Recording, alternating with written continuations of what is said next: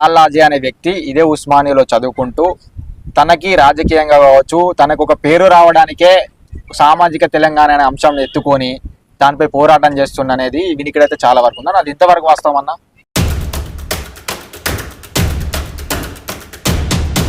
ఇప్పుడున్నటువంటి తెలంగాణ రాష్ట్రంలో క్రియాశీలకమైన పార్టీలు సామాజిక ఉద్యమాన్ని పక్కన పెట్టండి, మా పార్టీలోకి రండి, మేము మా పార్టీలో క్రియాశీలకమైన బాధ్యత ఇస్తానంటే మీరు ఈ సామాజిక ఉద్యమాన్ని పక్కన పెట్టి ఆ పార్టీలోకి వెళ్ళే ఉద్దేశం ఏమైనా ఉంటుందా అన్న? ఏమైనా వెళ్తారా అన్న?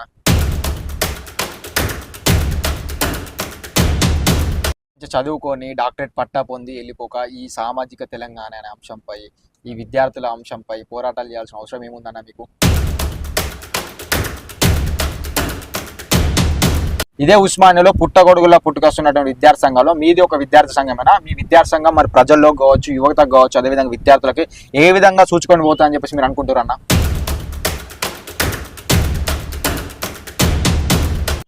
అన్న అసలు సామాజిక తెలంగాణ అంటే ఏంటిదన్న అసలు?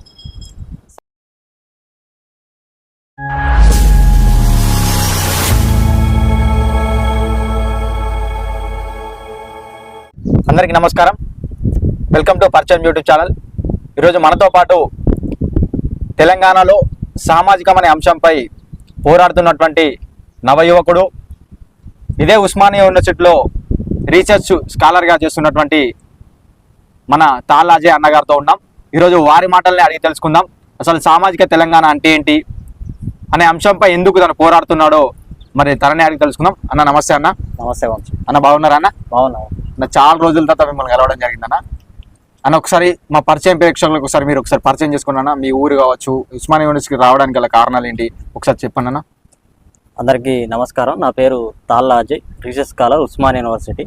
మాది వరంగల్ జిల్లా నర్సంపేట నియోజకవర్గము చెన్నారావుపేట అనే గ్రామం నుండి ఉస్మానియా యూనివర్సిటీ వరకు వచ్చి ఇక్కడ చదువుకోవడం జరుగుతుంది. దాదాపు ఉస్మానియా యూనివర్సిటీకి వచ్చినప్పటి నుండి అంత ముందు నుండి కూడా అంబేద్కర్ భావజాలంతో పనిచేస్తూ బహుజన సిద్ధాంతం మీద ఎస్సీ ఎస్టీ బీసీలను అవేర్నెస్ చేసే క్రమంలో ఈ ఉద్యమాల్లో పాల్గొనడం జరుగుతుంది. అందులో భాగంగానే ఉస్మానియా యూనివర్సిటీ కేంద్రంగా సామాజిక తెలంగాణ స్టూడెంట్స్ అసోసియేషన్ అనేటువంటి ఒక విద్యార్థి సంఘాన్ని ఏర్పాటు చేసి తెలంగాణ రాష్ట్రం ఏర్పడిన తెలంగాణ రాష్ట్రంలో సామాజిక తెలంగాణ అనేది ఏర్పడాలనే ఉద్దేశంతో పోరాటం చేయడం జరుగుతుంది. ఎక్కడో ఉన్నటువంటి నర్సంపేట నుంచి హైదరాబాద్లో ఉన్నటువంటి ఉస్మానియా యూనివర్సిటీకి మీ ప్రయాణం ఎలా వచ్చిందన్న? అంటే దాదాపు నేను డిగ్రీ చదువుతున్నప్పుడు కూడా నాకు ఉస్మానియా యూనివర్సిటీ అంటే తెలియదు నాకు. ఎందుకు అని అంటే నేను కాకతీయ యూనివర్సిటీ అక్కడ వరంగల్ అనేది కాకతీయ యూనివర్సిటీ ఉంటుంది కాబట్టి డిగ్రీ రాసేటప్పుడు కూడా మన కాకతీయ యూనివర్సిటీ నుండి పేపర్ సెట్టింగ్ ఉంటుంది. బహుజన ఉద్యమం, అంబేద్కర్ గురించి లేకపోతే కుల వ్యవస్థ గురించి అక్కడ డిగ్రీలో ఉన్నటువంటి సార్ మాకు పోటీ వేసినప్పుడు మాత్రమే కుల వ్యవస్థ గురించి తెలుసు. కానీ అంతకుముందు కుల వ్యవస్థ అంటే ఏంటి అనేది కూడా మనకి తెలియదు. ఈ బోర్డు మీద పాఠాలు చెప్పిన తర్వాత కుల వ్యవస్థ అనేది ఇంత దారుణంగా ఉన్నదా, అంటే ఇది ఒక అన్సైంటిఫిక్ రీజన్ వల్ల ఇంత కోట్లాది మంది ప్రజలు కష్టపోతున్నారు కాబట్టి దీనికి వ్యతిరేకంగా మనం పోరాడాలనే ఉద్దేశంతోనే అక్కడ నుండి మనము ఒక ఈ రకమైనటువంటి జీవితంలోకి రావడానికి అది కారణమైంది. ఇక రెండో విషయం, ఇక్కడ దాకా రావడానికి డిగ్రీ అయిపోగానే ఒక మంచి గ్రూప్స్ రాసి ఒక మంచి ఉద్యోగం పొందాలనే ఉద్దేశంతో ఏమున్నది అట్లా పోయి ఒక 2 సంవత్సరాల్లో తిరిగి వచ్చేద్దామని చెప్పేసి ఉద్దేశంతో ఇక్కడ దాకా రావడం జరిగింది. కానీ అప్పటి నుండి తెలంగాణ రాష్ట్రం ఏర్పడినప్పటి నుండి సరైన ఉద్యోగ అవకాశాలు లేక, అంటే తెలంగాణ వచ్చినటువంటి తెలంగాణలో మనం చూసినటువంటి అనుభవాలు అన్నీ కూడా డిఫరెంట్గా ఉండడం వల్ల అంటే మనం ఇంకేదో అంటే ఓన్లీ చదువు ఉద్యోగంతోనే కాకుండా ఒక లెక్చరర్గా కూడా పనిచేయడం జరిగింది కొన్ని రోజులు. అంటే ఈ విధంగా ఇదే కాదు మన జీవితం, ఇంతకంటే మనం ఎక్కువ ఏదో చేయాలి అంటే మనము చూస్తున్నటువంటి సంఘటనల నుండి ఆ స్ఫూర్తిని పొంది చెల్లించిపోయి అక్కడికి ఈ ఉద్యమ రూపంలోకి రావడం జరిగింది. సరే, జీవితం కొనసాగుతుంది. ఈ జీవితాన్ని అంటే నేను ఒక్కనే పోరాడడం కాదు, నాతో పాటు ప్రజలందరూ కూడా పోరాడితేనే ఇలాంటి సమస్యలు పరిష్కారం అవుతాయని చెప్పేసి ఈ యొక్క ఆలోచనను, మానవుల సిద్ధాంతాన్ని 10 మందికి పంచడానికి మాత్రమే నా పోరాటం అనేది ఉపయోగపడుతుందని చెప్పేసి అనుకుంటున్నాను. అన్న అసలు సామాజిక తెలంగాణ అంటే ఏంటిదని? అసలు సామాజిక తెలంగాణ అని అంటే ఈరోజు తెలంగాణ ఉద్యమంలో, తెలంగాణ రాష్ట్రంలో, తెలంగాణ ప్రాంతంలో, ముఖ్యంగా తెలంగాణ ఒక రీజియన్లో జరిగినటువంటి అనేక రకాలైనటువంటి ఉద్యమాలు జరిగినాయి. నిజాంకు వ్యతిరేకంగా సాయుధ పోరాటం కావచ్చు, అదేవిధంగా 1969 ఉద్యమం కావచ్చు, మళ్ళీ 2001 ఉద్యమం కావచ్చు, 14 ఉద్యమం కావచ్చు, ఈ అన్ని రకాలైనటువంటి ఉద్యమాల్లో పాల్గొన్నటువంటి వాళ్ళు 90% ప్రజలు ఎస్సీ ఎస్టీ బీసీ వర్గాలకు చెందినటువంటి ప్రజలు. కానీ ఈ ప్రజలందరికీ కూడా నాయకత్వ రూపంలో లేకుండా నాయకత్వంలో అగ్ర కులాలు ఉండడం మాత్రమే జరుగుతుంది. ఆధిపత్య వర్గాలు మాత్రమే, ఆధిపత్య కులాలు మాత్రమే ఈ యొక్క రాజకీయాలను, ఈ ఉద్యమాలను శాసించడం జరుగుతుంది. ఆ ఉద్యమాల ద్వారా వచ్చినటువంటి ఫలాలన్నింటినీ కూడా ఆ యొక్క ఆధిపత్య కులాలు మాత్రమే పొందడం జరుగుతుంది. అంటే ఇక్కడ మనకు సామాజిక అనేది ఏంటంటే, ఇక్కడ మనము అందరం కూడా ఉస్మానియా యూనివర్సిటీ ఆర్ట్స్ కాలేజ్ కేంద్రంగా ఉన్నాం. ఇక్కడ సామాజిక శాస్త్రాల అధ్యయనం జరుగుతుంది. సామాజిక శాస్త్రాల అధ్యయనం జరుగుతుంది అంటే ఇది సమాజాన్ని చదవడం. ఒక బాడీని, ఒక మనిషి శరీరాన్ని మనం ఏ విధంగా అయితే ఆపరేషన్ చేసి ఒక అవయవానికి ఏ విధంగా అయితే ట్రీట్మెంట్ చేస్తామో, సమాజంలో కూడా అనేక రకాల భారతదేశంలో మొత్తం కూడా 6000 కులాలు ఉన్నాయి. ఈ 6000 కులాలను మనము సామాజికంగా ఎట్లా పరిపాలించాలి అనేది భారత రాజ్యాంగ రూపంలో, పరిపాలన రూపంలో మనకు వచ్చింది. అలా వచ్చినటువంటి ఈ పరిపాలనను చిట్ట చివరికి అడవిలో ఉన్న వ్యక్తి దగ్గరికి కూడా మనము ఈ యొక్క ఆ కులానికో, ఆ వర్గానికో మనము ఏ విధంగా ఈ అభివృద్ధి ఫలాలను చేరవేస్తున్నాం అనేదే మనము ఇక్కడ ఈ ఉద్యమాల కేంద్రంగా కావచ్చు, ఈ విద్యా కేంద్రంగా కావచ్చు, ప్రజలకు ఏ విధంగా చేరవేస్తున్నాం అనేదే మనము చెప్పేటటువంటి దాన్ని సామాజిక, అంటే సమాజంలో ఉన్న మనుషులను ట్రీట్ చేయడమే సామాజికం అని మనం చెప్పుకోవచ్చు.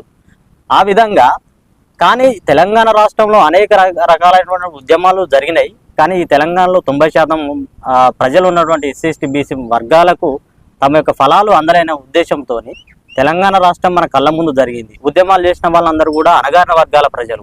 కానీ తెలంగాణ రాష్ట్రం ఏర్పడి ప్రభుత్వం ఏర్పాటులో వాళ్ళ చోటు లేకుండా పోయింది. మరొకసారి తెలంగాణ రాష్ట్రం ఏర్పడిన, ఇంత పెద్ద ఉద్యమం జరిగి ఏర్పడిన తెలంగాణ రాష్ట్రంలో కూడా ఈ వర్గాలందరూ కూడా మోసానికి గురయ్యారు ఆధిపత్య కులాల చేయబట్టి. కాబట్టి ఇది చారిత్రకంగా చాలా తప్పిదం జరుగుతుంది తెలంగాణ ప్రజలకు అనే ఉద్దేశంతో తెలంగాణ రాష్ట్రం పోరాడిల్లు. మరి మీరు ఎందుకు పోరాడిల్లు అనేది వారికి ఒక క్వశ్చన్ లాగా ఉస్మానియా యూనివర్సిటీ కేంద్రం నుండి మేము సామాజిక తెలంగాణ స్టూడెంట్స్ అసోసియేషన్ అనే విద్యార్థి సంఘాన్ని ఏర్పాటు చేసి తెలంగాణ ప్రజలకు, ఉద్యమకారులకు, ఎస్సీ ఎస్టీ బీసీ మైనార్టీలకు అందరికీ కూడా మేము ఒక ప్రశ్నలు సంధించదలుచుకున్నాం. మీరు ఎందుకు పోరాడారు, ఇప్పుడు సామాజిక తెలంగాణ మీరే సాధించి పెట్టాలి అనే ఉద్దేశంతో దీన్ని కార్యక్రమాల రూపంలో ప్రజల్లోకి తీసుకెళ్తున్నాం. ఇదే ఉస్మానియా కేంద్రంగా స్వతంత్ర సమరయోధులది కావచ్చు, అదేవిధంగా తెలంగాణ కోసం అసలు బాసిన అమరులది కావచ్చు, జయంతులు వర్ధంతులు అనే కార్యక్రమాన్ని పెద్ద మొత్తంలో చేస్తున్నారు. మొన్న చూసుకున్నట్టయితే మాక్ అసెంబ్లీ అనే కార్యక్రమం చేశారు. అదేవిధంగా జయంతులు వర్ధంతులు కూడా చేస్తారు. దానికి గల కారణాలు ఏంటి అని, అసలు మీరు ఈ కార్యక్రమాలు చేయడానికి గల కారణాలు? అంటే జయంతులు వర్ధంతులు అనేటివి మనకంటే ముందు ఇలాంటి సమస్యల మీద పోరాడినటువంటి మహనీయులను గుర్తు చేస్తూ ఇప్పుడున్న ప్రజలను, ఇప్పుడున్నటువంటి విద్యార్థులను కావచ్చు, ఇప్పుడున్న సమాజాన్ని మేల్కొల్పే దిశగా మనకు జయంతులు వర్ధంతులు అనేటువంటి కార్యక్రమాలు ఏర్పడతాయి, అవి ఉపయోగపడతాయి. అంటే మేము తీసుకునే ఒక చాలా ఇన్నోవేటివ్ ప్రోగ్రామ్స్ అనేవి ఉస్మానియా యూనివర్సిటీ కేంద్రంగా తీసుకున్నాం. ఏదో జయంతులు వర్ధంతులు అంటే పూలమాలలకే పరిమితం చేయలేదు. ఇప్పుడు నేను కాంచనం వర్ధంతి రోజు సామాజిక తెలంగాణ విద్యార్థి సంఘాన్ని ఏర్పాటు చేయడం జరిగింది. అంటే వర్ధంతిని మేము ఒక సంఘంగా తీసుకొచ్చి తెలంగాణ సమాజం అందరికి కూడా ఒక ఆన్సర్ ఇవ్వడం జరిగింది. మాక్ అసెంబ్లీ కావచ్చు, మాక్ అసెంబ్లీని కూడా మేము విద్యార్థుల్లో నూతన నాయకత్వము ఇక్కడ తమ వర్గాలకు సేవ అందించాలనే ఉద్దేశంతో మాక్ అసెంబ్లీని పెద్ద ఎత్తున నిర్వహించడం జరిగింది. విద్యార్థుల్లో నాయకత్వ లక్షణాలను ఎదగడానికి అది పనిచేస్తుంది.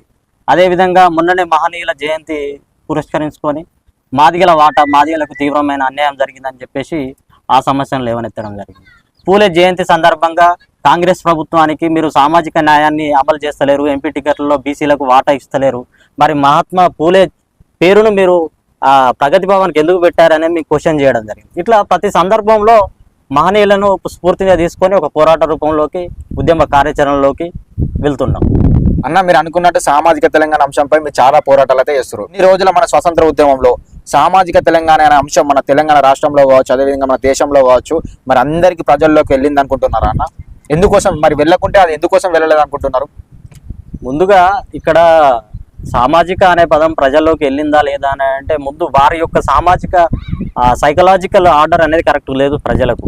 ఎందుకు అని అంటే మేము పరిపాలించబడాలి, పాలకులుగానే ఉండాలి, మనము ఈ విధంగానే ఉండాలి అనే ఒక మానసిక వేదనలో మానసిక పరిపక్వత చెందకుండా ప్రజలు జీవిస్తున్నారు. కాబట్టి వారికి ఇంకా ఆ ఒక అవగాహన లేదు. ఎందుకు అని అంటే ఇక్కడ అధికారంలో ఉన్నటువంటి అగ్ర కులాలు, ఆధిపత్య కులాలు మాత్రమే అధికారంలో ఉండడం జరుగుతుంది. ఆ అధికారంలో ఉన్నటువంటి కులాలు ఈ ప్రజలకు సామాజిక వర్గాల వారికి తమ వాటాను పొందే అవకాశము ప్రభుత్వం నుండి కల్పించలేకపోతున్నాయి. ప్రభుత్వం వాళ్ళకు ఆలోచన రాకుండా చేస్తున్నాయి. ఓన్లీ 2 రూపాయల బియ్యం కోసమే, లేకపోతే ఏదో పింఛన్ల కోసము, లేకపోతే చిన్న చిన్న ఉచితాల కోసం మాత్రమే వాళ్ళని ఆలోచించే విధంగా చేస్తున్నాయి తప్పితే ఈ ప్రభుత్వంలో, ఈ సమాజంలో మా వాటా ఏంది అనేది అడిగే అంత స్థాయిలో వారిని చైతన్యం చేయడంలో, రాజ్యాంగ ఫలాలను వారికి చేరవేయడంలో ప్రభుత్వాలే కుట్రపూరితంగా అడ్డుకుంటాయనేది మనం భావించవచ్చు. అన్న, మీరు సామాజిక తెలంగాణ అంశంపై మీరు చాలా పోరాటాలు అయితే చేస్తురన్న, దానికి సంతోషం. ఇదే ఉస్మానియా కేంద్రంగా ఒక విద్యార్థి సంఘం అయితే మీరు తీసిరన్న. ఇదే ఉస్మానియాలో పుట్టగొడుగులో పుట్టుకొస్తున్నటువంటి విద్యార్థి సంఘంలో మీది ఒక విద్యార్థి సంఘమేనా? మీ విద్యార్థి సంఘం మరి ప్రజల్లో కావచ్చు, యువతకు కావచ్చు, అదేవిధంగా విద్యార్థులకి ఏ విధంగా సూచుకొని పోతా అని చెప్పేసి మీరు అనుకుంటారన్న? మేము తీసుకున్నటువంటి అంశము ఒక పెద్ద అంశము. ఈ 6 దశాబ్దాల పోరాటంలో భాగంగా ఒక అంతిమ మార్గాన్ని చూపించేటువంటి ఒక తెలంగాణ సమాజానికి ఒక అంతిమ లక్ష్యం ఏ విధంగా ఉండాలి, తెలంగాణలో ఇంత 90% ప్రజలు పోరాటం చేసిళ్ళు, వారందరికీ ఒక అంతిమ లక్ష్యం అనేది కేంద్రీకరించాలని చెప్పేసి ఉద్దేశంతో మేము ఒక పెద్ద తీసుకున్నాం. మిగతా విద్యార్థి సంఘాలు చాలా చాలా రకాలుగా వారి మోటో ప్రకారం వెళ్తారు, వారిది. మేము తీసుకునే కార్యక్రమాలు కూడా ఓటింగ్ అవేర్నెస్ కావచ్చు. ఇప్పుడు మేము ఈ సంవత్సరం మొత్తం కూడా ఒక పెద్ద ప్రోగ్రాం 75వ గణతంత్ర దినోత్సవం సందర్భంగా ప్రజా రాజ్యాధికార ఉత్సవంతో ప్రజలందరినీ కూడా ఓటు చైతన్యం అవేర్నెస్ చేసి వాళ్ళ యొక్క ఫలాలను వారి ఓటు ద్వారానే వేసుకోవాలి, వారి ఓటు ద్వారానే ప్రతిఫలాలు పొందాలి అనే ఉద్దేశంతో ఒక మంచి కార్యక్రమాలను తీసుకెళ్తున్నాం. కాబట్టి స్పందన కూడా ఆ విధంగానే ఉంది. ఇంటెలెక్చువల్ సెక్షన్లో కావచ్చు, విద్యార్థుల్లో కావచ్చు, మంచి కార్యక్రమాల రూపకల్పనతో మనం ఏ విధంగా మనం ప్రజల్లోకి తీసుకెళ్తే ఆ విధంగా స్పందన వస్తుంది. కాబట్టి మిగతా విద్యార్థి సంఘాలకు మా విద్యార్థి సంఘానికి ఖచ్చితంగా తేడా ఉంటుంది. మేము ఎత్తుకున్నది అంబేద్కర్ వాదాన్ని ఎత్తుకున్నాం కాబట్టి, ఎస్సీ బీసీ వాదాన్ని ఎత్తుకున్నాం కాబట్టి ఇది ఒక పవర్ పాలిటిక్స్ కార్పొరేట్ రూపంలోకి వెళ్ళే విధంగా మా యొక్క ఉద్యమం ఉండదని చెప్పేసి మేము ఆ విధంగా ఆశిస్తున్నాం. ఆ సందర్భంగా అన్న, నేను మిమ్మల్ని ఇంటర్వ్యూ చేసే ముందు మీ గురించి చాలా వరకు అనుకున్నాను. కొంతమంది నెగిటివ్గా చెప్పారు, కొంతమంది పాజిటివ్గా చెప్పారు. అదేవిధంగా వాళ్ళు చెప్పినటువంటి కొన్ని క్వశ్చన్లు మిమ్మల్ని అడుగుదాం అనుకుంటున్నా. కేవలం తాళ్ళాజీ అనే వ్యక్తి ఇదే ఉస్మానియాలో చదువుకుంటూ తనకి రాజకీయంగా కావచ్చు, తనకు ఒక పేరు రావడానికే సామాజిక తెలంగాణ అనే అంశం ఎత్తుకొని దానిపై పోరాటం చేస్తున్న అనేది వినికిడైతే చాలా వరకు ఉందని, అది ఇంతవరకు వాస్తవం అన్న? వాస్తవం అంటే రాజకీయ నాయకుడికి పేరు ఆటోమేటిక్గా వస్తుంది, అది మనం కోరుకుంటే వచ్చేది కాదు. మనము డబ్బులు పెట్టి, ఇప్పుడు ఉన్నటువంటి పవర్ పాలిటిక్స్లో మనకు డబ్బులు లేవు, మన వెనక గాడ్ ఫాదర్ అనేటువంటి వాళ్ళు ఎవరు లేరు. ఆ విధంగా అంటే నేను ఆలోచించే విధానం ఏంటంటే, ఒక ప్రజల గురించి ఆలోచించే ఒక వ్యక్తికి ఒక సెంట్రిక్ పాయింట్ అనేది మనకు ఉస్మాన్ యూనివర్సిటీ కేంద్రంగా మనం ఉన్నాం కాబట్టి సమాజానికి ఇక్కడ సామాజిక శాస్త్రాలు చదువుకుంటూ ప్రజలకు మనం ఏం అందించాలనే ఉద్దేశంతో ఇక్కడ మనకు ఒక ప్లాట్ఫామ్ లాంటిది ఉస్మాన్ యూనివర్సిటీ. ఈ సందర్భంగా ఇప్పుడున్నటువంటి సినారియాలో మనకు తెలంగాణ రాష్ట్రంలో ఒకవైపు వెలమల రాజ్యం పోయి మరోవైపు రెడ్ల రాజ్యం వచ్చి ఇప్పుడు ఈ 90% ప్రజలు ఉద్యమం చేసినటువంటి వాళ్ళు మోసానికి గురవుతున్నటువంటి సందర్భంలో సామాజిక తెలంగాణ అనేది ఒక నినాదం వినిపించాలనేటువంటి ఒక ఆశయంతో పెట్టడం జరిగింది. ఇప్పుడు నేను సామాజిక తెలంగాణ మొత్తం ఇక్కడ నేను బీసీ రాజ్యాధికారం తీసుకొస్తా, లేకపోతే ఎస్సీలో ఎస్సీ ఎస్టీ బీసీ మైనార్టీతో కలుపుకొని రాజ్యాధికారం తీసుకొస్తా అని పెద్ద పెద్ద పలుకులు నేనేం మాట్లాడదు. నా వంతుగా నా బాధ్యతగా నేను నెరవేరుస్తున్నా. అది వాళ్ళకు ఏ విధంగా పక్క వాళ్ళకి ఏ విధంగా అర్థమైనా తన స్వలాభం కోసం చేసుకుంటున్నా అంటే మరి నాకు నెలకు ఇంత డబ్బులు వస్తున్నాయా, కార్పొరేట్ వాళ్ళు పంపిస్తున్నారా, రెడ్ల కింద పోయి మోచేతి నీళ్లు తాగుతున్నాను, అవన్నీ ఏం లేదు. నాకు డబ్బులు ఇచ్చే అంత పెద్ద ఉద్యమం కూడా నేను నిర్మించలేదు. కాబట్టి ఒక స్వతంత్రంగా ఒక వాయిస్ వినిపించాలి. ఉస్మాన్ యూనివర్సిటీ కేంద్రంగా మన వంతు పాత్రను మనం నిర్వర్తించాలి, సమాజానికి ఏదో చేయాలనే ఉద్దేశంతోనే ఇక్కడ మనం అందరం చదువుకుంటున్నాం. కాబట్టి ఆ ఉద్దేశంలోనే మనం వెళ్ళడం జరుగుతుంది. అది ఎవరికి అంటే అది ఎట్లా అంటే మిగతా విద్యార్థి నాయకులు కొంతమంది చేసిన వాళ్ళ చూడడం వల్ల మిగతా వాళ్ళ మీద అదే విధంగా అపవాద కనబడుతుంది అన్నట్టు. అది లాంగ్ రన్లో మనం చేసేటువంటి ఉద్యమాల పరంగా మనకు అలాంటివి ఉండవు. ఇంకోటి ఏంటంటే పవర్ పాలిటిక్స్ చేసేటప్పుడు ఈ విద్యార్థి నాయకులందరూ కూడా ఈ విధంగా ఆలోచించడం వల్లనే చాలా రకాలుగా తెలంగాణ సమాజం నష్టపోయింది, ఇప్పటికీ నష్టపోతూనే ఉండదు. నేనేమనుకుంటున్నా, ఎవరు ఏ రకమైన ఉద్యమం చేసినా కూడా వాళ్ళందరినీ మనం ఎంకరేజ్మెంట్ చేయాలి. ఇక్కడ ఉస్మాన్ యూనివర్సిటీ కేంద్రంగా కనీసం వాళ్ళకు ఏదో రకంగా వాళ్ళకు కాన్షియస్నెస్ అనేది కొంతమంది ఉంటుంది. ఒక గ్రామ స్థాయి లీడర్ను చూసుకుంటే, ఒక ఉస్మాన్ యూనివర్సిటీ లీడర్ను చూసుకుంటే, ఆడు దొంగ అయినా వీడు దొంగ అయినా కూడా ఇక్కడ ఉన్నవానికి కొంచెమన్నా కాన్షియస్నెస్ ఉంటుంది. ఈ మట్టి వాసన, ఈ మెట్ల యొక్క ఈ ఈ విద్యా కుసుమం నుండి వచ్చినటువంటి వాడు కాబట్టి ఏ రకంగా విద్యార్థి నాయకుడు అయినా కూడా ఒక ఎంకరేజ్మెంట్ అనేది ఉండాలని చెప్పేసి నేను సమాజం నుండి కోరుకుంటున్నాను. మిగతా విద్యార్థులకు కూడా నేను అదే విధంగా అందిస్తాను నా యొక్క సహకారం. నేను విన్నంత వరకు అయితే మీరు కొన్ని విద్యార్థి సంఘాలలో పనిచేసి బయటకు వచ్చారని చెప్పేసి వినికిడి అవుతుంది. మరి అది ఎంతవరకు కరెక్ట్ అన్న? నిజమే. అంటే నేను ఉస్మాన్ యూనివర్సిటీ కేంద్రంగా వచ్చినప్పటి నుండి కూడా అనేక విద్యార్థి సంఘాల నుండి తెలంగాణ ఉద్యమంలో కావచ్చు, అదేవిధంగా బహుజన ఉద్యమాల్లో కూడా పాల్గొనడం జరిగింది. మెయిన్గా ఆ లూపోలు అంటే మనకున్నటువంటి అంబేద్కర్ సిద్ధాంతం, మనం తెలుసుకున్నటువంటి రాజ్యాంగ విలువలు లేకుంటే ప్రజలకు మనం ఏం చేయాలి, విద్యార్థులకు మనం ఏం చేయాలి, ఇప్పుడున్నటువంటి నాయకత్వం లోపాన్ని మనం ఎట్లా సరిచేయాలనే ఉద్దేశంతో అంటే దళిత వర్గాల నుంచే లేకుంటే దళిత నాయకత్వం నుండి వచ్చినటువంటి వాళ్ళు వీరికి ఎప్పటికీ నాయకత్వము దొరకలేక ఏం చేస్తున్నారని అంటే ఉన్న నాయకత్వాన్ని తొక్కడమే సరిపోతుంది తప్పితే నాయకత్వాన్ని ఎదగనియకపోవడం అనేది పెద్ద ఎత్తున జరుగుతుంది. అయితే దళిత ఉద్యమాల్లో మెయిన్గా బహుజన ఉద్యమాల్లో జరుగుతున్నటువంటి లోపమే ఇది. అంటే ఈ దాన్ని ఒకరి కాలు పట్టుకొని ఒకరు గుంజుకోవడం తప్పితే ఈ సమాజానికి మనం ఏం చేస్తాం అనేది ఒక లేదు. కాబట్టి నేను దానికి పూర్తిగా వ్యతిరేకం. ముందుగా నేను దానికి వ్యతిరేకం కాబట్టి నా ఆలోచనలకు మిగతా సంఘాలకు ఉన్నటువంటి ఆలోచనల వైరుధ్యం వల్ల నా ఆలోచనను ఇంప్లిమెంటేషన్ చేయడానికి ఇప్పుడున్నటువంటి తెలంగాణ సమాజానికి అవసరమైనటువంటి వాదాన్ని ముందుకు తీసుకొని రావడం జరుగుతుంది. అందులో భాగంగానే విద్యార్థి నాయకత్వాన్ని ప్రోత్సహించడానికి మెయిన్ మూటగా పెట్టుకొని వెళ్తున్నాం. ఇప్పుడున్నటువంటి తెలంగాణ రాష్ట్రంలో క్రియాశీలకమైన పార్టీలు సామాజిక ఉద్యమాన్ని పక్కన పెట్టండి, మా పార్టీలోకి రండి, మేము మా పార్టీలో క్రియాశీలకమైన బాధ్యత ఇస్తానంటే మీరు ఈ సామాజిక ఉద్యమాన్ని పక్కన పెట్టి ఆ పార్టీలోకి వెళ్ళే ఉద్దేశం ఏమైనా ఉంటుందా అన్న? ఏమైనా వెళ్తారా అన్న? లేదు. అంటే సామాజిక ఉద్యమ నేపథ్యాన్ని వదిలిపెట్టే అవకాశం లేదు.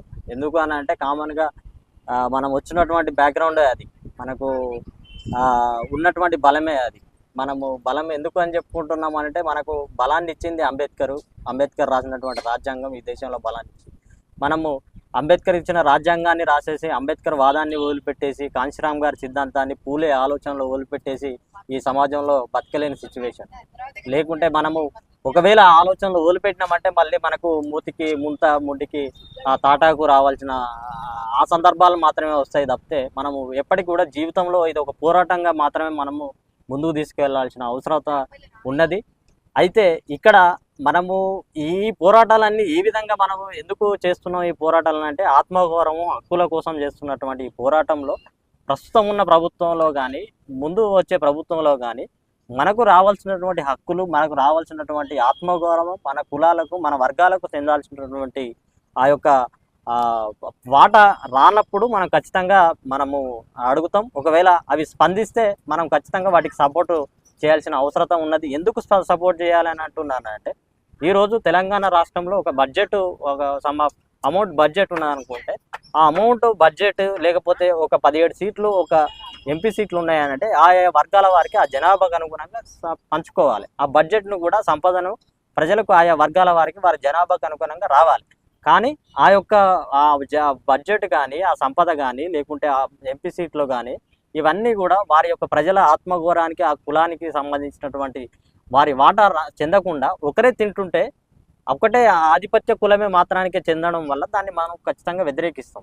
ఈరోజు కేసీఆర్ గారు నియంతృత్వ ధోరణికి, అహంకారము నియంతృత్వ ధోరణిలో వెళ్ళారు కాబట్టి మనము కాంగ్రెస్ రావాలని చెప్పేసి, నిరుద్యోగ యువత ఉద్యోగాలు రావాలని చెప్పేసి, కాంగ్రెస్ ప్రభుత్వం రావాలని చెప్పేసి కోరుకున్నాం. అదేవిధంగా ఇప్పుడు ఉన్నటువంటి ప్రభుత్వం కూడా మరి మాదిగలకు టికెట్ ఇవ్వలేదని పెద్ద ఎత్తున ఒక పెద్ద సమస్యగా మన ముందుకు రావడం జరిగింది. అంటే ఇట్లా సామాజిక న్యాయ కోణం ఉండాలి. ఇక్కడ ఇలాంటి వచ్చినప్పుడు మన ప్రభుత్వాలను ప్రశ్నిస్తాము.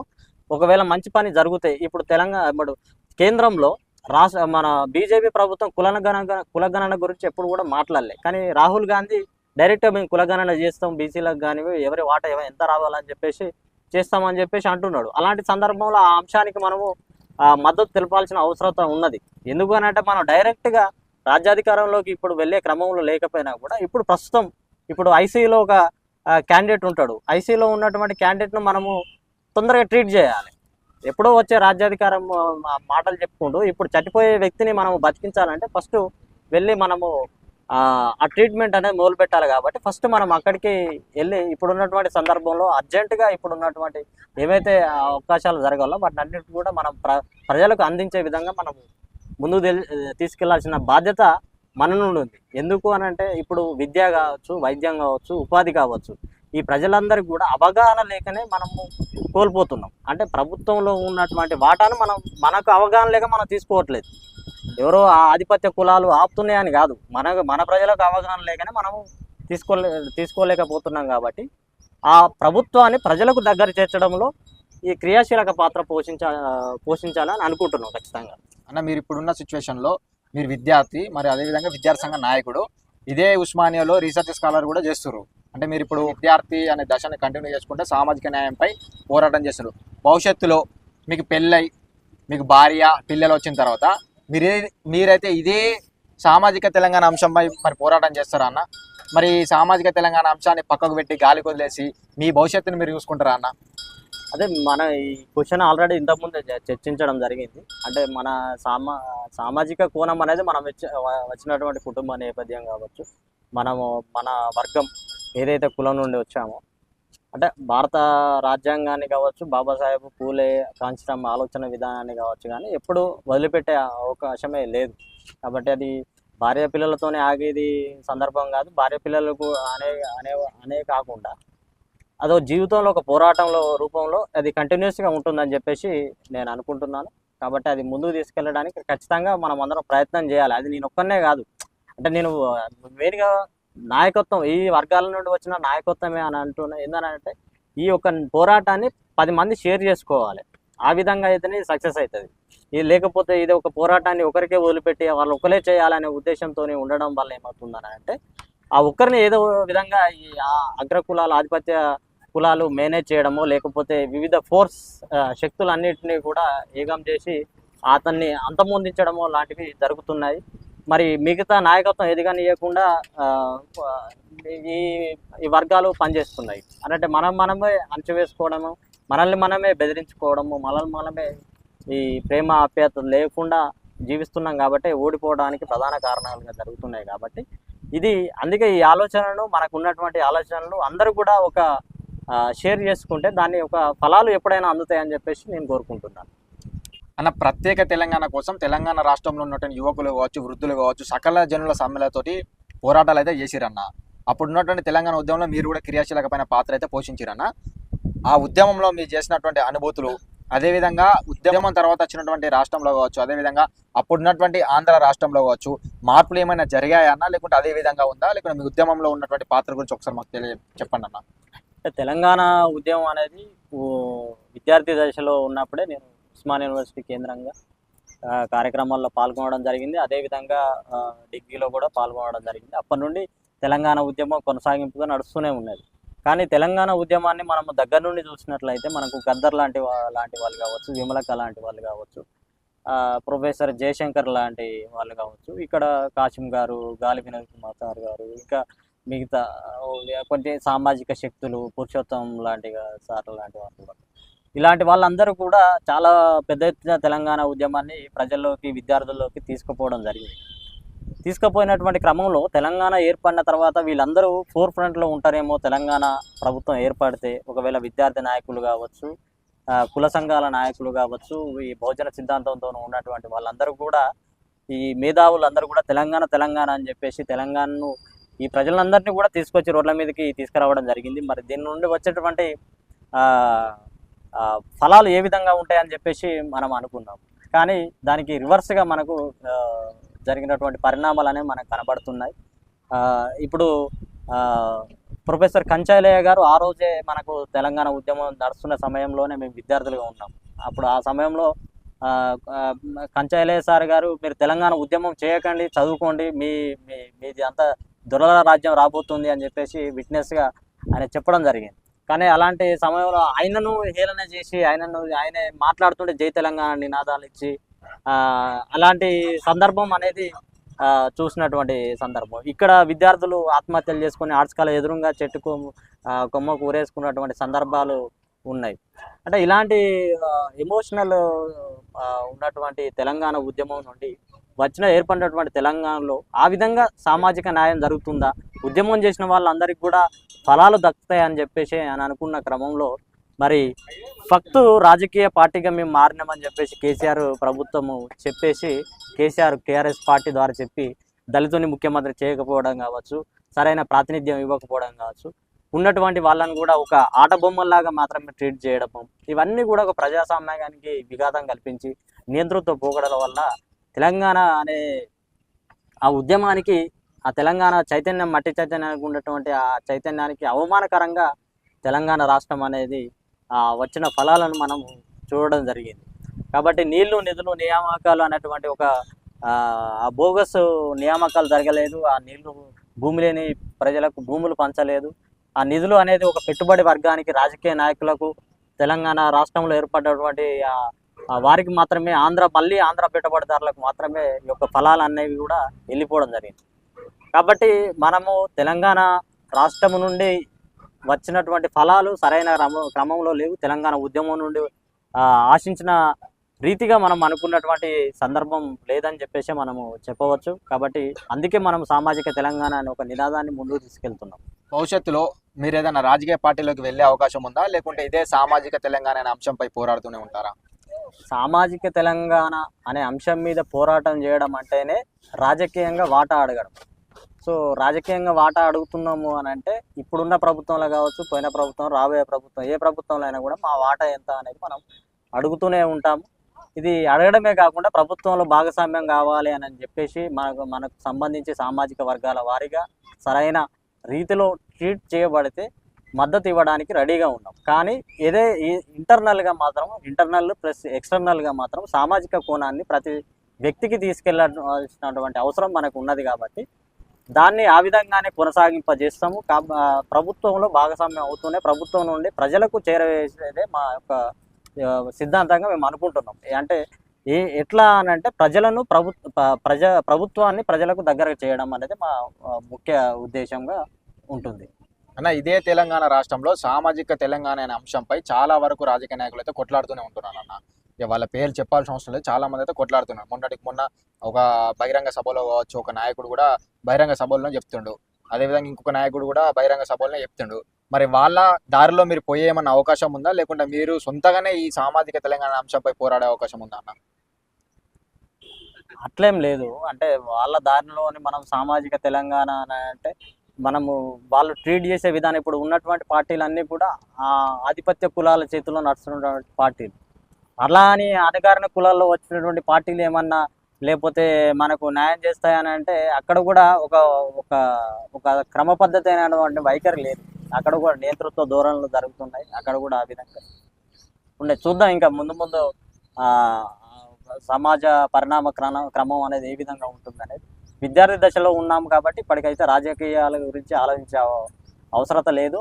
ఇప్పుడు కూడా అంత ఆలోచించాల్సిన విద్యార్థిగా ఉన్నాం కాబట్టి ఒక ఫెయిర్గా ప్రజలకు ఏదైనా అందించాలి, మనం ఇక్కడ నుండి ఒక నినాదాన్ని మనం బయటికి తీసుకెళ్లాలనే ఉద్దేశంతోనే ప్రస్తుతం ఉన్నాం.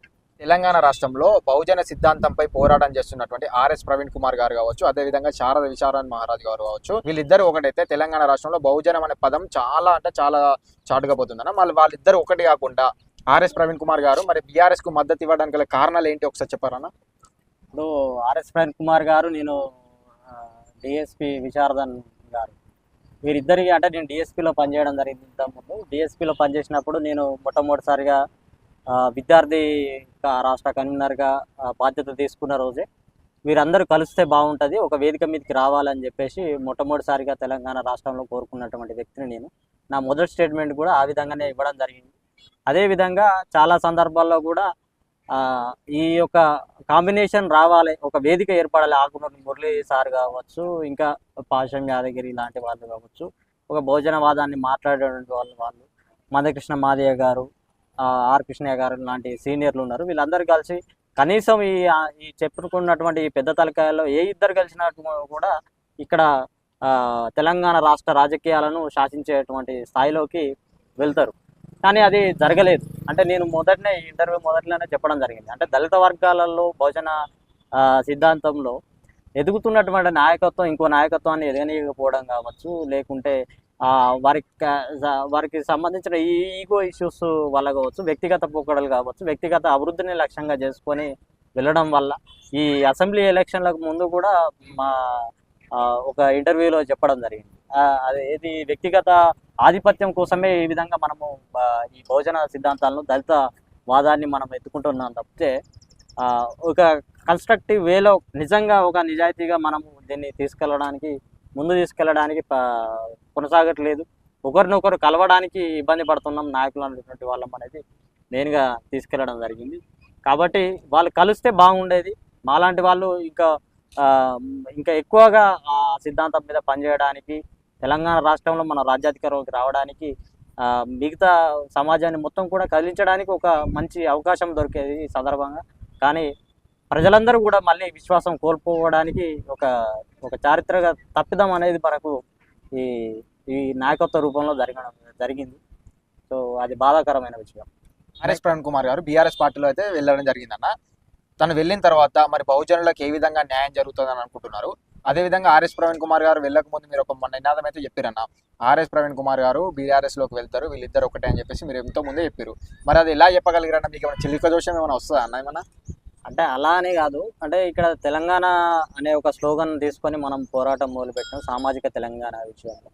మరి కేసీఆర్ గారు అనేక రకాలుగా ఓడిపోవడం జరిగింది, అనేక రకాల అంశాలతో ఓడిపోవడం జరిగింది. వాళ్ళకు నినాదం లేదు, ఒక నినాదం ఎత్తుకుందామన్నా కూడా వారికి ఒక అంశం లేదు. మరి తెలంగాణలో ఫ్యూచరిస్టిక్గా ఉన్నటువంటి అంశం ఏదంటే అది సామాజిక తెలంగాణ. ఎందుకనంటే తెలంగాణ ఉద్యమం జరుగుతున్న సమయంలోనే సామాజిక తెలంగాణ ఉద్యమం అనేక రకమైనటువంటి బహుజన మేధావులందరూ కూడా వినిపించడం జరిగింది. సో ఇప్పుడున్నటువంటి బహుజన సిద్ధాంతం మీద నడుస్తున్నటువంటి వ్యక్తి ఆర్ఎస్ ప్రవీణ్ కుమార్ గారు. ఆర్ఎస్ ప్రవీణ్ కుమార్ గారు యొక్క ఈ ఎస్సీ ఎస్టీ బహుజన సిద్ధాంతాన్ని, యొక్క వాదాన్ని ఆర్ఎస్ ప్రవీణ్ కుమార్ రూపంలో తనకు మద్దతుగా తీసుకుంటే, తన పార్టీకి మద్దతుగా తీసుకుంటే అదనపు బలం ఏర్పడి మళ్ళీ మేము పుంజుకోవచ్చు, మళ్ళీ మేము తెలంగాణ రాష్ట్రంలో అధికారంలోకి రావచ్చు, లేకపోతే ఉనికిని కాపాడుకోవచ్చు అనే ఉద్దేశంతో ఆర్ఎస్ ప్రవీణ్ కుమార్ గారిని తీసుకోవడం జరిగింది. ఒకవైపు ఆర్ఎస్ ప్రవీణ్ కుమార్ గారికి మిగతా దళిత నాయకుల నుండి మద్దతు లేకపోవడము, ఆయన అనుసరించే విధానము పోలీస్ మెంటాలిటీ రూపంలో ఆయన, అంటే ఒక అధికారిగా ఆయన వచ్చాడు కాబట్టి ఉద్యమాలకు వ్యతిరేకంగా ఆయన ఒక నిర్ణయాలు, లేకపోతే ఆయన ఒక స్టైల్ ఆఫ్ నేచర్ అనేది ఉండడం వల్ల ఈ ఉద్యమకారులకు ఆయన యొక్క నేచర్కు తగ్గ అది లేకపోవడం వల్ల ఇది జరిగింది. కాబట్టి అంటే బీఆర్ఎస్ బీఎస్పీ పొత్తుకు మెయిన్గా ఉస్మానియా యూనివర్సిటీ కేంద్రంగా మేము చేసేటువంటి కార్యక్రమాలు కావచ్చు, మేము సామాజిక తెలంగాణ నినాదాన్ని ఒక పవర్ సెంట్రిక్గా ఇక్కడ మేము ఇవ్వడం ద్వారా ఆ యొక్క అంశం అనేది కలయిక జరిగిందని చెప్పేసి మేము చెప్పడం జరిగింది ఇంతకుముందు. అన్న, ఇప్పుడు దేశంలో ఉన్నటువంటి పార్టీలు ఉన్నాయి కన్నా, ఆ పార్టీలలో ఏ పార్టీ అధికారంలోకి వస్తే దేశంలో ఉన్నటువంటి ప్రజలకు సామాజిక న్యాయం దక్కుతుందని చెప్పేసి అనుకుంటున్నారన్న? ఇప్పుడు బీజేపీ ప్రభుత్వం గత 10 సంవత్సరాల నుండి సామాజిక న్యాయాన్ని ఏ విధంగా అమలు చేస్తుంది అనేది మనము ఖచ్చితంగా చెప్పాల్సిన అవసరం లేదు. అది చాలా రకాలుగా ప్రభుత్వ సంస్థలన్నింటి కూడా ప్రైవేటీకరణ చేసి దాంట్లో రిజర్వేషన్లు తీసేయడం కావచ్చు, బీసీ ప్రధానమంత్రి అని చెప్పుకోవడం ఒకటే, ఆ ఒక ట్యాగ్ లైన్తో మాత్రమే వీళ్ళు ప్రజల్లోకి వెళ్తున్నారు తప్పితే అసలైన విషయం ఏంటంటే అసలు బీసీ ప్రధానమంత్రి కూడా కన్వర్టెడ్ బీసీగా మనకు ఆరోపణలు ఉన్నాయి. కాబట్టి ఇప్పుడు కాంగ్రెస్ ప్రభుత్వము కులగణన చేస్తాము, ఎవరి కులానికి సంబంధించి వారి వాటాను వాళ్ళకు సక్రమంగా వారి సంపదను చేరవేస్తామనే ఉద్దేశంతో, ఆ నినాదంతోనే మనకు ముందుకు వెళ్ళడం జరుగుతుంది. భారత రాజ్యాంగం మీద మరి స్పష్టమైన హామీని బీజేపీ ఇవ్వడం లేదు. ఒక అయోధ్య రాముని మాత్రమే వాళ్ళు హైలైట్గా చూపి ఒక రామ మందిరాన్ని మాత్రమే తీసుకెళ్తున్నారు తప్పితే ప్రజలకు మేము ఈ పథకం తెచ్చాము, ప్రజలకు మేము ఈ విధంగా సర్వ్ చేయడం జరిగింది, వారి అభివృద్ధికి, మానవ వనరుల అభివృద్ధికి, ఎస్సీ ఎస్టీ బీసీల అభివృద్ధికి ఇలాంటి పథకాలు తీసుకురావడం జరిగిందని చెప్పేసి ఏనాడు కూడా బీజేపీ ప్రభుత్వం ఒక ప్రెస్ మీట్ పెట్టి ప్రధానమంత్రి మోడీ గారు స్పందించిన దాఖలాలు లేవు. కాబట్టి ఇప్పుడున్నటువంటి పరిస్థితులలో బీజేపీ అనేది సామాజిక న్యాయాన్ని అమలు చేయడంలో విఫలమైంది. అది ఇప్పుడు బండి సంజయ్ని కూడా తీసేయడం జరుగుతుంది. కాబట్టి అది ఆధిపత్య కులమైనటువంటి బ్రాహ్మణ వర్గాల చేతుల్లో నడుస్తున్నటువంటి భారత రాజ్యాంగానికి మరి వారు ఎంతవరకు గౌరవం ఇస్తున్నారు, అంబేద్కర్ ఎంతవరకు ఇస్తున్నారు, సామాజిక న్యాయాన్ని, పూలే సిద్ధాంతాలను ఏ విధంగా ముందుకు తీసుకెళ్తున్నారు అనేది బీసీలందరూ కూడా పూలేని ముక్తే కనీసం పూలే జయంతిని కూడా ఏనాడు చేయని సందర్భం ఇక్కడ మనకు బీజేపీ కానీ ఇక్కడ బీజేపీ అనుబంధ సంస్థలు కానీ జరుగుతుంది. అంటే ఇది బీసీ సమాజం కానీ మిగతా ఎస్సీ ఎస్టీ బీసీ ప్రజలందరూ కూడా ఆలోచించవలసినటువంటి అవసరం. కాబట్టి బీజేపీ అనేది సామాజిక న్యాయం చేయడంలో విఫలమైంది. మరి కాంగ్రెస్ ప్రభుత్వం మేము కులగణన చేస్తామని చెప్పేసి అంటున్నారు. కాబట్టి చూడాలి ముందు ఈ రిజల్ట్స్ తర్వాత మరి ఏ విధంగా ప్రభుత్వం ఏర్పడుతుంది, ఏ విధంగా సామాజిక న్యాయం జరుగుతుంది అనేది మనం వేచి చూడాల్సి ఉంటుంది. నా ఓపెన్గా ఒక క్వశ్చన్ అడుగుతా అన్న, సరిగ్గా సమాధానం చెప్పండి. మంచి చదువు ఉంది, రీసెర్చ్ స్కాలర్, ఇంటి దగ్గర ఒక కుటుంబం ఉంది, మంచి చదువుకొని డాక్టరేట్ పట్టా పొంది వెళ్ళిపోక ఈ సామాజిక తెలంగాణ అనే అంశంపై, ఈ విద్యార్థుల అంశంపై పోరాటాలు చేయాల్సిన అవసరం ఏముందన్న మీకు? ఇప్పుడు మనకు అవసరం ఏంది అని అనుకుంటే, ఇప్పుడు మహనీయులు మనం అందరము ఇక్కడ దాకా మేము ఇప్పుడు మనలాంటి వాళ్ళందరూ ఇక్కడ వచ్చి చదువుతున్నాం అని అంటే మన వెనకాల ఎంతో రకాల పోరాటం ఉంటుంది. ఇప్పుడు నా నేపథ్యం, నేను చదువుకున్నటువంటి నేపథ్యంలో అందరికీ కూడా అనేక రకాలైన అనుభవాలు ఉంటాయి.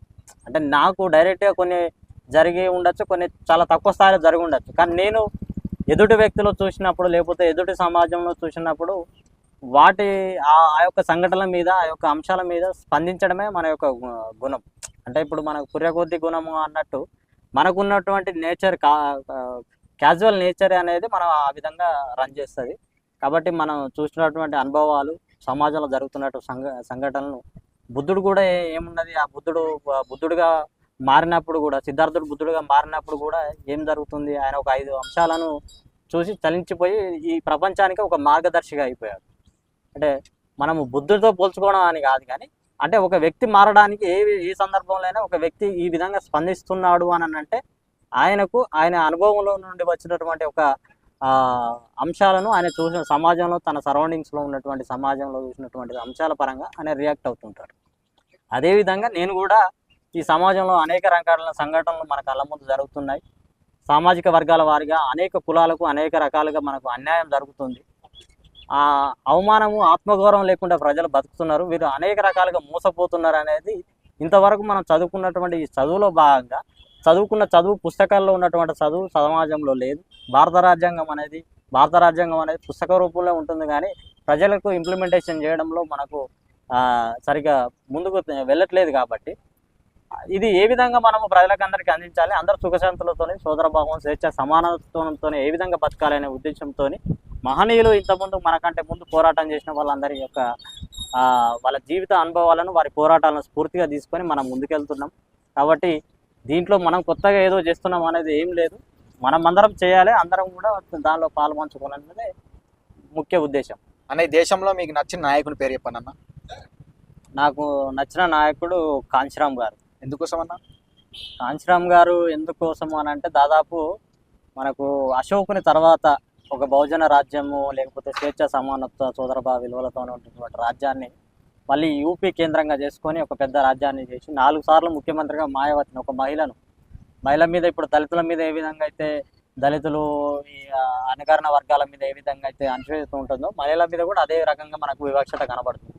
అలాంటిది మహిళలను తీసుకొచ్చి ఒక సింహాసనం మీద కూర్చోబెట్టి ఈ రాజ్యానికి ఎట్లా పరిపాలించాలి, ఎవరు అంటే ఒక దళితులు కావచ్చు, ఒక మహిళ కావచ్చు, ఈ రాజ్యాంగ ఫలాలను ఉపయోగించుకొని ఈ దేశాన్ని ఏలవచ్చు అనేటువంటి ఒక సిద్ధాంతాన్ని తీసుకొని ఆయన నిరూపించడం జరిగింది. అశోకుడి తర్వాత అంత పెద్ద రాజ్యాన్ని, ఈ బహుజన రాజ్యాన్ని ఈ ప్రజలకు అందించడం జరిగింది.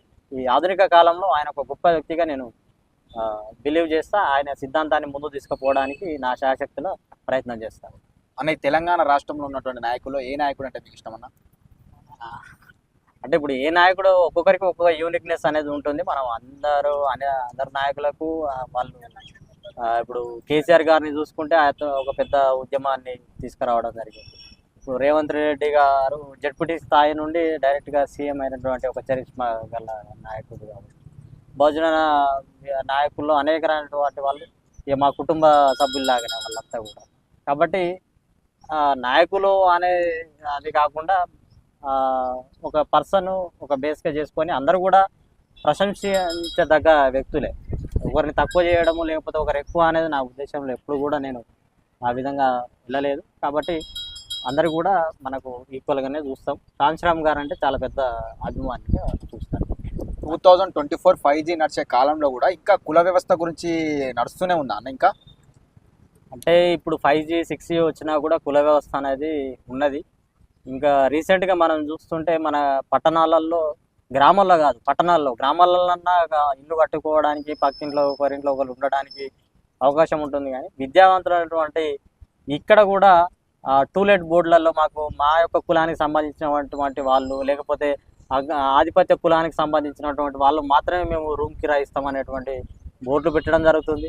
అదేవిధంగా ఇదే కుల సంఘాలు ఇప్పుడే అమెరికాలో కూడా మేము అమెరికాలో, ఆస్ట్రేలియాలో ఎవరెవరైతే ఇక్కడ నుంచి పోయిర్లో అక్కడ మేము ఇండియా అనే ఒక దేశభక్తిని చూపించాల్సింది పోయి అక్కడ కూడా కుల ఆధిపత్యాన్ని తీసుకొని కుల సంఘాలుగా ఏర్పాటు చేస్తున్నారు అని అంటే, ఈ దేశంలో ఇక్కడ ఒక బ్రాహ్మణ ఆధిపత్యంలో ఉన్నటువంటి సమాజంలో ఈ కుల వ్యవస్థ అనేది దాదాపు 1000 సంవత్సరాలుగా మనకు ఇమడింపజేయడం జరిగింది. సో దీన్ని మార్చాలంటే అంత ఈజీ కాదు. దీంట్లో మార్చాలంటే కాంచీరామ్ సిద్ధాంతం, కాంచీరామ్ వర్క్ స్టైల్ ఉన్నప్పుడు మాత్రమే దాన్ని మనం ముందుకు తీసుకెళ్ళగలుగుతాం. దాన్ని ఏదో రకంగా మనం ప్రజల్లోకి తీసుకెళ్ళి మనం అనుకున్నటువంటి ఆశయాలను మన ఎస్సీ ఎస్టీ బీసీ మధ్యలో ప్రేమ సోదరభావ విలువలు, సమానత్వ విలువలతోని రాజ్యాంగ ఫలాలను అన్ని కూడా మన ప్రజలకు అందించినప్పుడు మాత్రమే ఈ యొక్క కులం అనేది నిర్మూలించబడుతుందని చెప్పేసి, దానికోసం మనవంతుగా మన ప్రయత్నం మనం ఉన్నప్పుడు మన జీవితంలో కొన్ని సందర్భాల్లో మిగతా సమాజాన్ని చైతన్యవంతం చేయడానికి మనము ముందుకు తీసుకెళ్లాల్సిన అవసరం ఉన్నది. అన్న ధన్యవాదాలన్న, మీ అమూల్యమైన సమయాన్ని మాకు కేటాయించి, మేము పిలవగానే వచ్చి మీకు సమయాన్ని కేటాయించి మా ప్రశ్నలకి చకచక సమాధానం చెప్పాను. భవిష్యత్తులో మీరు అనుకున్నటువంటి సామాజిక తెలంగాణ వైపు తెలంగాణ అడుగు వేయాలి. ఆ అడుగుల్లో భాగంగా మీరు కూడా ఒక క్రియాశీలకంగా ఉండాలని చెప్పేసి నేను మనస్ఫూర్తిగా కోరుకుంటాను. మీ ఉద్యమాలు కూడా ఇదే విధంగా కంటిన్యూ చేసి సామాజిక తెలంగాణకి తోడ్పడాలని చెప్పేసి మనస్ఫూర్తిగా కోరుకుంటున్నాను అన్న. థ్యాంక్ యూ సో మచ్ అన్న. Thank you.